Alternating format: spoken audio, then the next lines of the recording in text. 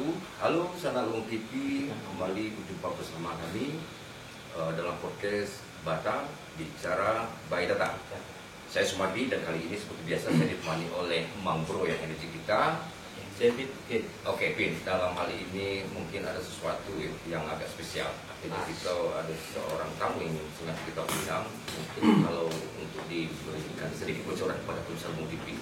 Sosok tamu ini kemana? Beliau ini adalah orang yang mungkin tidak asing lagi bagi masyarakat, tapi khususnya masyarakat Payang, karena beliau ini adalah sosok pejuang, di mana karir beliau adalah di dunia politik. Nah, seperti yang kita tahu juga bahwa karir beliau ini pernah menjabat sebagai anggota dewan 2 periode khusus di Payang dulu. Payang 1 periode dan 2 periode di Provinsi Bengkulu. Dan periode terakhir di DPRD Provinsi sempat mengundurkan diri, Pak ya. Artinya karena mau mengikuti kontestasi pilkada saat itu ke Payang. Ya. Beliau adalah Insinyur Haji Firdaus Jailani yang kita kenal dengan katakanlah isu yang dia bangun, bagaimana Lebong bisa tembus Merangin.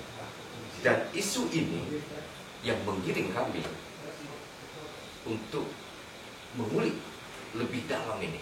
Sebenarnya ini sosok yang spesial, beda performan, beda isu yang dibangun dengan yang lain. Apakah ini bicara dalam kaitan ikut kontestasi, seolah isunya dibangun dadakan, Hanya sekedar dadakan, atau memang sudah lama diperjuangkan, kan seperti itu.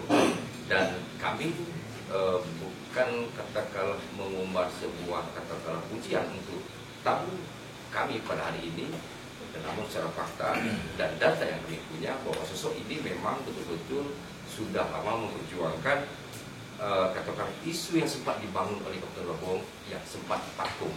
Oke, Bang. Apa kabar Bang Firdaus? Alhamdulillah sehat, baik. Nah, kita langsung saja Bang Firdaus. Artinya memang sosok Anda dengan isu yang Anda bangun selama ini membuat katakanlah kami dari masyarakat Lebong ada sebuah katakanlah apresiasi terhadap perjuangan yang Anda lakukan, yakni bagaimana menyambung lidah yang sempat terputus terhadap potensi Lebong tembus Merangin. Apa kabar, Bang? Baik, mungkin saya tidak mengatakan ini adalah sebuah isu yang kita buat, Ya. kan? Nah. Ini hasil dari saya keliling hampir seluruh Bengkulu. Memang caleg DPR RI itu dapilnya seluruh Bengkulu, tidak hanya sekedar Lebong. Nah, kemudian beberapa temuan dan beberapa juga yang saya dapatkan ketika saya keliling di daerah dan pengalaman saya ketika saya jadi DPRD provinsi yang lalu. Saya ambil contoh saja, saya waktu itu dapil Kabupaten Payang ya, ketika jadi DPRD provinsi yang lalu. Tahun 2010 saya sudah pernah menganggarkan anggaran perlu berintiga sekitar 10, sekian miliar lah. Oke. Ya kan? Itu hot mic. Nah, apa yang kita dapat ketika kita membangun sebagian jalan terbangun, kemudian terputus 4,5 km Ya. karena alasan kita TWA. Padahal waktu itu TWA juga jalannya sudah ada, Ya. jalannya cuma hanya buruk. Kemudian sesudah 4,5 km kita jalan lagi, hanya terbentur dari persoalan-persoalan seperti itu. Padahal sebuah kenyataan bahwa itu jalan memang sudah ada. Itu salah satu contoh. Nah, kemudian kita lihat juga contoh di Bengkulu, di kota Bengkulu. Itu kan ada nakau dengan air sebakur. Itu juga ada TWA yang kita lakukan. Alhamdulillah, kelihatannya sudah berhasil. Itu dilaksanakan dengan metode jalan layang itu tadi kan. Itu jalan layang. Nah, kalau kita lihat jadi TNKS juga di antara Bengkulu Lampung, Lampung, itu semua bisa kan. Nah, sekarang daerah Krui itu, Bang. Krui, sebelum Krui kan. Nah, sekarang kita cerita Lebong. Lebong ini kan sudah lama. Ya, betul. Sudah lama cerita mau nembus ke Merangin. Kan kita tahu sendiri bahwa kondisi yang ada jarak di sana tidak sampai 40 km lagi, sekitar 35 km lagi kita harus menembus itu, sehingga isolasi yang ada di Kabupaten Lebong ini terbuka. Kita lihat ya di kabupaten-kabupaten lain semua juga jadi pelintasan.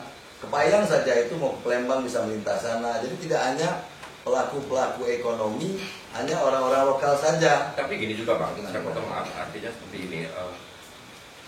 Zona TNKS, katakan TNKS, ini kan adalah paru-paru dunia. Bahkan ini produk terakhir yang ada yang dulu. Betul, ya. Nah artinya banyak ketergantungan ya makhluk, katakanlah aneka satwa bergantung di dalam area ini. Artinya dengan katakan seandainya perjuangan Anda dalam beberapa dekade memperjuangkan Tumus Merangin, kalaupun ini katakanlah berhasil, apakah tidak dilirik ataupun tidak dianalisa ketergantungan ini? Saya bicara bukan bicara pertumbuhan ekonomi, tapi bagaimana katakanlah ketergantungan satwa yang ada dengan segala jenis tadi itu. Begitu ya. Sekarang gini, ini bukan cerita baru kan? Ini bukan cerita baru, sebuah kenyataan bahwa Lebong itu sudah berniat sudah lama kan? Sudah lama mau kalau bisa mau melepaskan dari terisolir inilah. Jadi kalau kita ke kiri itu tidak balik ke Bengkulu saja, kalau kita ke kanan balik ke Bengkulu lagi kan? Nah bayangkan kalau seandainya dari Padang, dari Jambi ingin ke Lampung atau lain, dia akan ke sini, dan dampak ekonominya luas. Ini dari sisi ekonomi. Nah dari sisi TNKS tadi, saya mengatakan cerita tentang paru-paru dunia. Kita juga bukan berniat untuk merusak hutan itu kan, ya kan? Nah ini yang kita perlu minimalisir kerusakan itu. Pada kenyataannya di tempat-tempat lain juga bisa. Nah dengan mandat ini udah sekian tahun, kalau tidak saya 2000 berapa itu namanya ada saya dengar akan dibuka tidak selesai. Ini ada benang merah yang terputus, ya kan? Di tahun 2006. Nah 2006 udah lama. Ada benang merah terputus. Saya yakinlah pemerintah daerah, baik bupati maupun gubernur, udah berapa kali ganti, DPR provinsi, DPR kabupaten, semuanya juga sudah memperjuangkan. Tapi kita paham untuk menyelesaikan, untuk menembus kebijakan ini, kita cerita kebijakan kan, untuk kebijakan buat jalan tersebut, menembus jalan tersebut itu ada di tingkat pusat, di kementerian. Disinilah peran dari DPR RI. Nah, kemana DPR RI selama ini? Ya, kan? Sedikit merepes ke belakang ini. Kami juga sedikit ingat, katakanlah opini dari lokal dari Lebong memang muncul di 2006 kalau tidak salah, keinginan untuk bagaimana mencari sebuah solusi Lebong bebas dari keterisoliran. Nah salah satu adalah isu yang dibangun pada saat itu bagaimana Lebong bisa tembus Merangin. Kemudian isu katakan usulan itu sudah masuk, kemudian dilakukan pemetaan kalau tidak salah Bang Bro 2016. Ya 2016 sudah masuk pemetaan. Kemudian nah di sini yang terputus ketika ini katakanlah beberapa kali diupayakan, ini gagal dan selalu gagal. Bukan gagal, belum ada kelanjutan. Ini butuh sebuah keseriusan saja. Bahkan maaf 2014 hingga hari ini itu nyanyian tentang Lebong Tembus Merangin sudah tidak terdengar lagi. Ini untuk keseriusan saja. Persoalan yang ada ini terusan saja. Ini hasil dari saya keliling mana-mana. Contohnya di Seluma ada Lubuk Resam, ada Padang Capo sampai ke Lintang, sudah MOU dua kabupaten untuk menembus itu. Terus kemudian juga saya sampaikan tadi di Kepayang, dan sekian juga di Lebong juga kita mau menembus ke Merangin. Dibutuhkan keseriusan, karena ini tingkat kebijakannya di tingkat kementerian. Peran yang diharapkan ini peran DPR RI. Saya tidak memburuk karena DPR RI yang ada. Kalau DPR RI ini concern bisa membantu pemerintah daerah baik bupati atau gubernur di tingkat kementerian untuk permasalahan-permasalahan ini, dan bisa meyakinkan pemerintah pusat, ya kan? Ya otomatis ini secara teknis nanti bisa kita selesaikan dengan cara teknis. Tapi intinya inilah salah satu niat saya mencalonkan diri DPR RI untuk menyelesaikan inilah. Kenapa? Ya saya berpikir yang paham dengan daerah-daerah yang tewa di daerah kita, ya kan, tanda kutip daerah kita, daerah gunung ini, ya harus orang gunung juga lah. Contohnya tentang Pinang Belapis Merangin. Ya kita harus paham lah, kita harus tahu Pinang Belapis itu bentuknya seperti apa, desa ujung itu desa apa, desa sebelah, ya kan. Kemudian juga kita melewati mana saja, potensi apa aja yang kita lihat di sana. dan bagaimana sih kemungkinannya, katanya 35 km lagi. Nah semuanya itu harus tergambar. Yang bisa memahami itu ya orang yang paham dengan daerah kita sendiri. Oke, tapi maaf tapi Cuman gini, ya. Bung Adi, saya rasa gini, tadi Pak Firdaus tadi itu kan butuh keseriusan untuk meyakinkan orang-orang kementerian. Nah, sepertinya pada hari ini beliau juga ini tidak hanya ingin meyakinkan orang pusat kan, tapi sudah meyakinkan kita juga. Oke. Nah, Tapi bukan berarti seperti ini bahwa ketika dia ini kalaupun memang ditakdirkan nanti sama Allah Bang jadi beliau ini sebentar. Ya. Tapi Kalau kalau bicara DPR, ya maaf saya tidak menyinggung para pihak dengan saya tidak menutup identitas. Kalau bicara persoalan wakil rakyat tingkat pusat itu sudah sering katakan lebong ya. Tetapi ya sekali lagi maaf ketika katakan kontestasi ini kan seolah para kandidat itu kan mengemis ya, mengemis dengan rakyat. Tapi ketika Saat pemilu.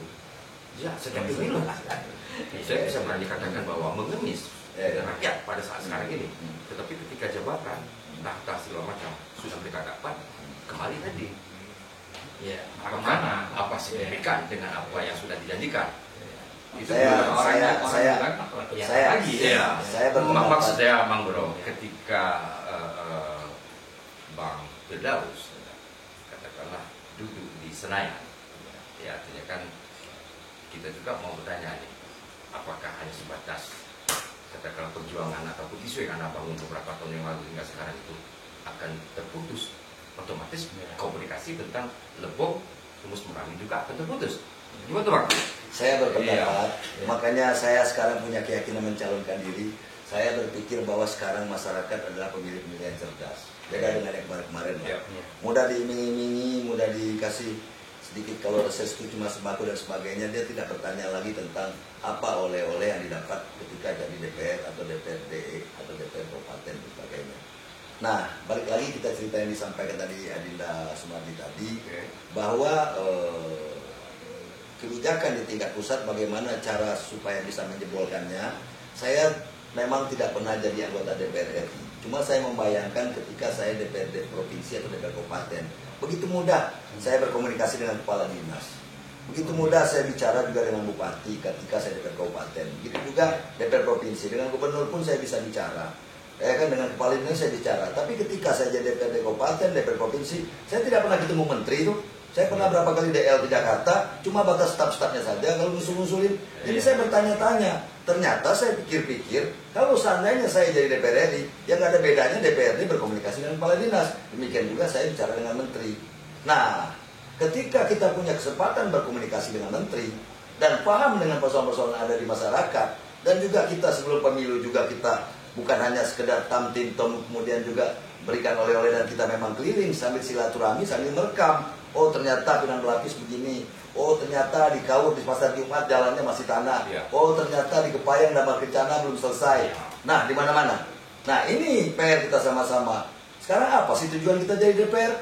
DPRD, DPR provinsi, DPR RI. Bang Bro. Ini kan kembali lagi. Bentar. Untuk sekarang itu begini. Kalau kita lihat tadi untuk meyakinkan. Kira-kira sementara ini kan untuk nanti kita coba gali lagi. Nah, ya tapi kita belum tahu ini. Belum tahu beliau ini kalau Bang dari mana. Siapa tahu bohong. Dari mana dulu? Kira-kira gitu kan? Kita mau tahu beliau ini dari mana dulu, partainya apa? Oh iya, saya pikir seperti ini.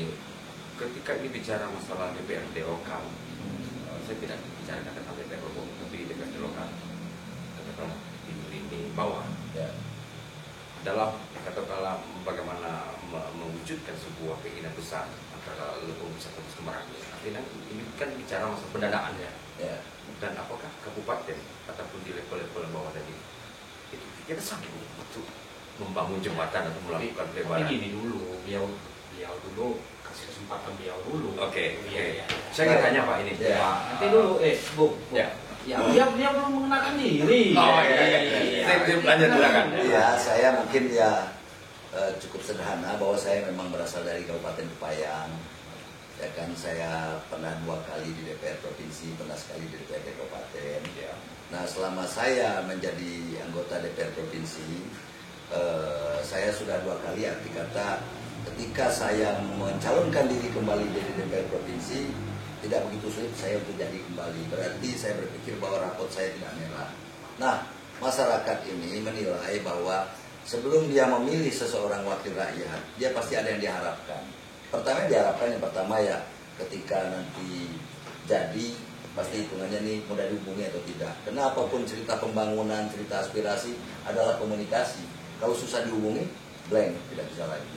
Kemudian berpotensi sombong atau tidak. Kalau sombong itu ya mungkin tidak usah kita jelaskan lah. Banyak juga contoh DPRD atau DPR RI yang ketika mencalonkan diri kembali tidak dapat karena sombong tadi. Nah yang keempat baru cerita solusi-solusi tadi. Nah kan kita harus bisa menyelesaikan apa yang diharapkan masyarakat, seminimal mungkin kita dapat memberikan solusi. Dan sekarang persoalan di masyarakat ini begitu banyak. Nah sekarang kalau untuk cerita Lebong, mungkin saya cuma bisa berkomitmen, ini isu lokal kita atau komitmen lokal kita. Seandainya saya jadi DPR RI, bisa nembus Merangin ke Pinang Belapi saja, itu adalah suatu hal yang besar bagi Lebong. Sudah lama kita menginginkan itu dan dampak perekonomian juga banyak sekali. Walaupun hal-hal tadi disampaikan bagaimana tentang hutan, bagaimana tentang apa binatang-binatang yang ada, semuanya itu bisa diminimalisir untuk kerusakannya. Nah ini masalah teknis. Nah ini yang paling penting biar hati kita. Saya juga mohon doa dan dukungan dari sanak keluarga khususnya Lebong. Semoga kalau kita jadi, bahkan saya sudah waktu di RBTV saya sudah menyampaikan. Iya. Partainya partai apa dulu? Partai saya Partai Demokrat, nomor urut saya nomor urut 2. Ya, asal saya dari Kabupaten Payang. Nah Payang Lebong itu kan Kabupaten Baru, induknya Rejang Lebong. Jadi kita serumpun lah. Saya anggap satu desa. Satu undang-undang Lebong. Iya, itu satu apa? Ya, apa kepres juga? Ya, undang-undang. Bukan Kabupaten Lebong dan ya, bareng orang itu kan. Oke, artinya ketika Lebong bisa keluar dari keterisolan, artinya secara dampak ekonomi dengan dibukanya hutan TNKS dengan memanfaatkan jembatan ataupun memang jalur darat. Jalur apa sih bang? Dalam perspektif abang ini? Ya, perspektif saya begini, ada bayangan jembatan layang, ada bayangan kita harus dibuat terowongan atau dibuat jalan seperti jalan tol yang dipagar. Apapun ceritanya terserah. Pokoknya kita berniat dan kita berusaha keras agar itu Merangin dengan bisa tembus. Ya kan? Seandainya harus pakai jalan layang ya oke, tinggal pembiayaan. Nah, pembiayaan. Balik lagi cerita APBD daerah, APBD provinsi. Ya itu juga kalau hanya mengandalkan APBD saja nggak akan mungkin menganggarkan itu. Pasti anggarannya besar. Di sini lagi peran DPR RI lagi. Tapi sebelum kita cerita anggaran, kita selesaikan dulu perizinan-perizinannya. Ini di otak saya ya, saya berpikir. Jadilah Pak Pindah Jalan ini DPR RI. Tahun pertama tentu persiapan. Saya menjajaki semuanya, sudah sampai mana, sudah diukur dan sebagainya. Tahun kedua kita mengupayakan kebijakan itu berhasil. Artinya izin-izin, ya kan? Nah, yang ketiga setelah itu selesai, baru kita cerita anggaran, ya kan? Itu bisa. Nah ini dengan catatan seperti apa? Apakah jalan layang, ataukah terowongan, ataukah jalan yang saya bilang dipagar supaya meminimalisir dan sebagainya tadi kan tidak boleh dibangun di sekelilingnya. Nah itu terserah. Pokoknya niat kita adalah menembus itu dan meminimalisir kerusakan yang ada. Oke, artinya dari Provinsi Bengkulu juga jika Anda memang nanti duduk di Senayan, nantinya pihak provinsi maupun Pemkab Kabupaten juga harus berkolaborasi bagian dalam hal menyiapkan katakanlah ya secara administrasi ataupun perizinan. Nah tinggal lagi nanti di penganggaran memang keterlibatan DPRD dalam hal ya untuk mensupport ya persetujuan lah. Banyak cara DPR RI membantu daerahnya. Pertama bisa dengan menambahkan DAK dan alokasi khusus, ya kan? Itu kalau cerita pusat anggaran entah bertriliun-triliun banyak sekali lah. Wah, katanya ya, walaupun saya sendiri belum jadi DPR RI, tapi saya yakin sekali bisa di sana. Kemudian dia mungkin bisa sharing di daerah, ya kan? Nah tapi kan sekarang katanya MOU sudah ada antara pemerintah apa Kerinci kan Berangin dengan sudah ada kan. Hanya tinggal 35 kilo lagi nih. Sedikit lagi sebenarnya. 38 kilo lagi kan? Sedikit lagi. Nah, tapi seperti ini, saya juga ingin tanya, apakah Anda tahu di mana Sungai Lisai, di mana sebelah? Atau memang pernah Anda mendatangi? Saya sudah keliling, saya sudah sampai ke Damar Kencana, saya sudah ke Desa Pasar Jumat Kaur, saya sudah sampai ke Lubuk Pinang Muko-Muko, saya juga sudah sampai sebelah. Cuma terus aja saya belum pernah ke Desa Sungai Lisai, tapi sudah sangat dekat lah. Saya tahu kondisi desa sebelah itu ada jalan 2 jalur, ya kan? Saya bertanya masyarakat, kenapa ada jalan 2 jalur? Padahal ini sebuah desa kan? Ada 2 jalur, ada lampu jalan. Ini udah terekam semua. Nah tujuannya salah satu selain silaturahmi, ya sudah merekam dalam artian, oh ternyata kondisi di sini begini. Oh ternyata di desa ini dikelilingi TNKS. Oh, nah ini kan harus diberikan solusi semua. Bukannya juga kita mau merusak alam, tetapi masyarakat juga dalam kondisi aman, nyaman dan bisa berkembang. Nah ini, ya kan? Nah ketika kita paham dengan lokasi-lokasi yang ada usulan-usulan dari daerahnya, maka kita akan lebih tepat memberi solusi. Saya kira seperti itu. Oke, itu adalah perjuangan yang akan objektif mengakui. Ini ceritanya kalau saya jadi ya tapi setidak-tidaknya mungkin perlu disampaikan dengan sanak keluarga masyarakat di Lebong bahwa komitmen kita, tugas utama kita adalah kita akan meneruskan perjuangan lama untuk menyelesaikan untuk menembus sampai ke Merangin agar kita lepas dari isolasi tersebut. Oke, ya. Mungkin di katakanlah perhatian beliau ini sehingga beberapa kali mendengar bahwa Anda terkadang dicap Kursi Populi ini adalah sebagai bos Indomaret. Oh, bos Indomaret. Ya, saya juga tidak tahu apakah ini memang Firdaus lain atau memang Firdaus Anda. Ya, makanya saya ingin mengetahui itu, kami ingin mengetahui itu, Bang. Betul. Ya. Pada tahun 2015 saya gagal menjadi Bupati Kepayang. Saya lah yang membawa Indomaret ke Provinsi Bengkulu. Dengan berbagai pro dan kontra waktu itu. Bahkan saya mengembang sampai ke Jambi. Bahkan saya pernah mencoba di Padang masih belum berhasil. Tapi intinya dari nol, dari tidak ada sama sekali, sekarang sudah sekitar hampir 300 gerai di Provinsi Bengkulu. 250 atau 300 gerai. Seprovinsi. Nah itu sudah menyerap tenaga kerja sekitar 3.000 orang. Di Betungan saja, di gudang saja udah sekitar 1.000 orang. Jadi keliling di putra-putri kita sudah kebagian kerja di sana. Di Kabupaten sendiri berapa gerai? Di Lebong? Ya. Di Lebong ini terus terang aja kemarin saya usulkan tuh 15 gerai. Tetapi sayang, karena itu tadi Indomaret baru mau membuka 5 gerai. Kenapa? Karena tidak ada pelintasan katanya. Cuma daerah lokal itu saja Pak. Gimana? Walaupun agak jauh Indomaretnya pasti dikejar orang juga katanya. Kenapa? Ya orang-orang itu saja yang belanja. Nah tapi kalau ini terlintas, ada pelintasan, orang luar pun bisa mampir kan? Kita bisa buka gerai ya, minta izin beliau ya. Bisa. Itu gampang itu bisnis lah ya. Tapi potensi ini sangat terbuka untuk di Lebong. Tapi dengan catatan, jangankan Indomaret, pom bensin dan sebagainya pun akan berdiri semua ketika ini menjadi pelintasan. Ya kan? Ya. Otomatis lah. Yang paling kita jaga nih pertumbuhan sekarang. ekonomi akan semakin tinggi, bisa jadi kan semakin besar. Benar, itu otomatis membuka perkembangan pertumbuhan ekonomi. Kemudian juga DPR RI bayangan saya, kalau memang katanya itu ada dana aspirasi, saya berpikir salah satunya Lebong, potensi air banyak. Saya melihat tadi bahwa di Lemeu ya, saya mencoba minum air Lemeu yang tanpa dimasak dan perut saya no problem, ya kan? Betapa jernihnya. Maka di otak saya berpikir, oh ternyata potensi air begitu bagus di Lebong ini kan. Bayangkan kalau saja dengan air yang melimpah kita juga mengajak pemuda-pemuda Lebong ini berproduksi ikan. Kalau ikan dengan air yang jernih, saya rasa ikannya pun pasti akan beda lah. Kualitas ikannya juga akan beda. Tidak mesti kita mengambil dari linggau dan sebagainya. Nah pemuda-pemuda ini mungkin bisa kita bina untuk kita membuat produksi ikan dan akan bermunculan pengusaha-pengusaha ikan di Lebong. Dari dana aspirasi DPR ini pasti bisa membantu lah. Nah bayangan saya ketimbang kita berpikir juga, wah ini masalah TNKS itu. Tambang-tambang saja saya nggak usah sebut lah. Di daerah lain, ya kan berapa banyak tambang rusak semua sungai. Itu dia merusak sama aja kan merusak TNKS. Sehingga sungai-sungai itu nggak ada lagi ikannya, yang ada ubur-ubur. Mungkin malah cuma tinggal buaya, ya kan? Itu saya nggak usah sebutkan. Kenyataannya seperti itu. Nah, ketika saya melihat air jernih tadi, saya berpikir, ya Allah tolong jagalah sumber-sumber air ini dari. Nah, hati-hati kalau terjadi tambang di Lebong. Nah, ini juga butuh perhatian kita bersama, pemerintah daerah, DPR RI. Jangan berikan mudah izin tanpa syarat-syarat begitu saja.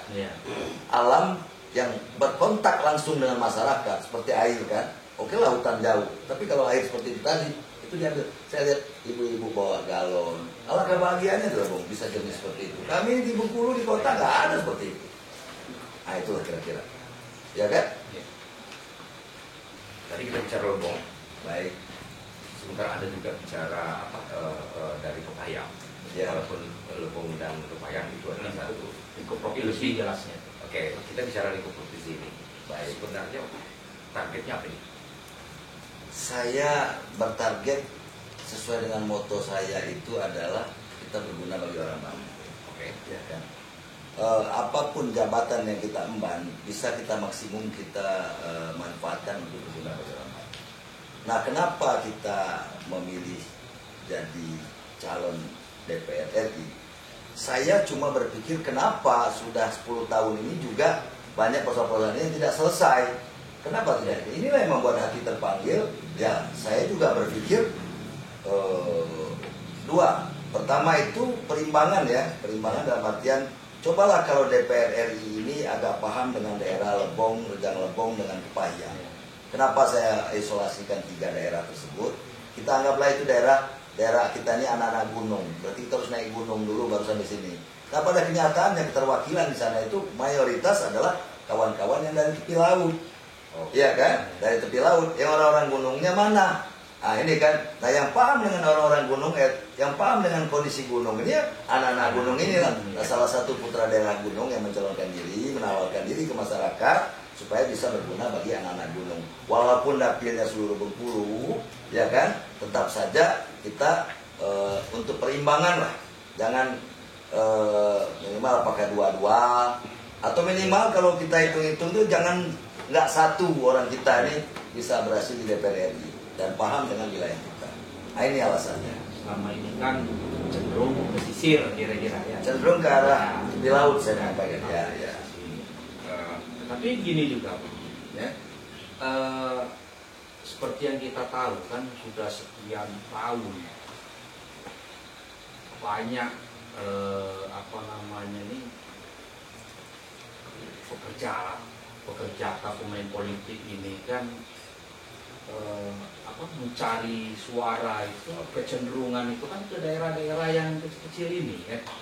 Nah, namun setelah dapat seperti yang sudah dibilang awal tadi, ternyata beliau-beliau ini kecenderungan sudah tidak kelihatan lagi ya. Iya. Nah, Siapa bilang kita kecil? Kita ini besar, cuma kita butuh kekompakan. Betul. Ya. Nggak ada kita kalah besar dengan kawan-kawan di kabupaten-kabupaten lain. Kita besar.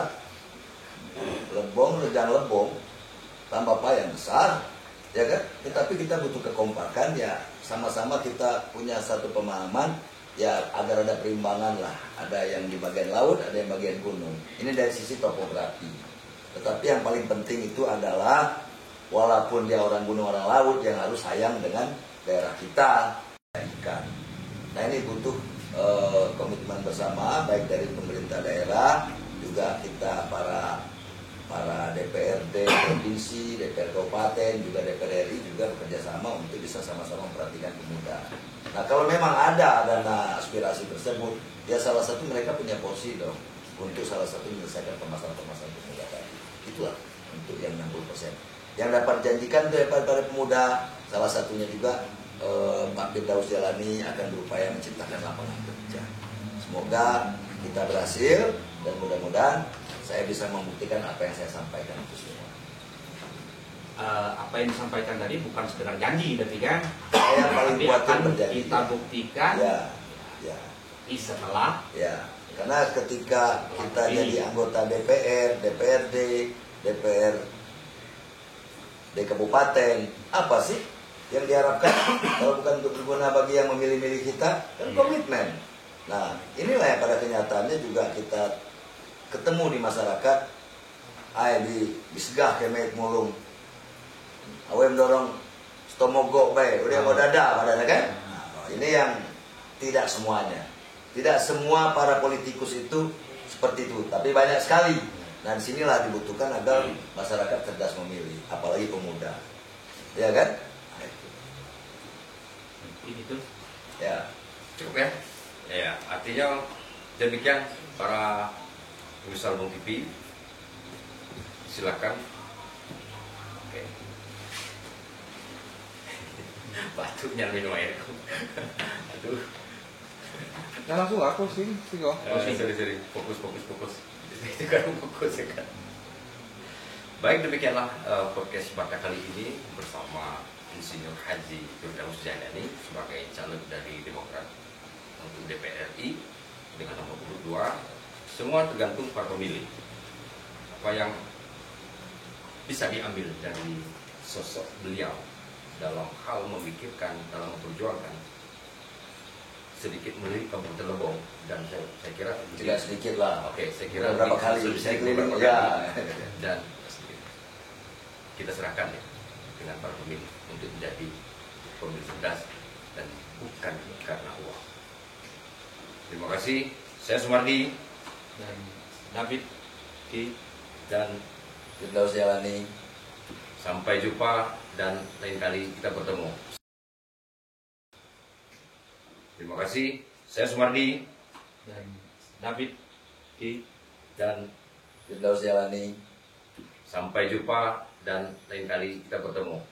Lebong TV, TV Intersamo.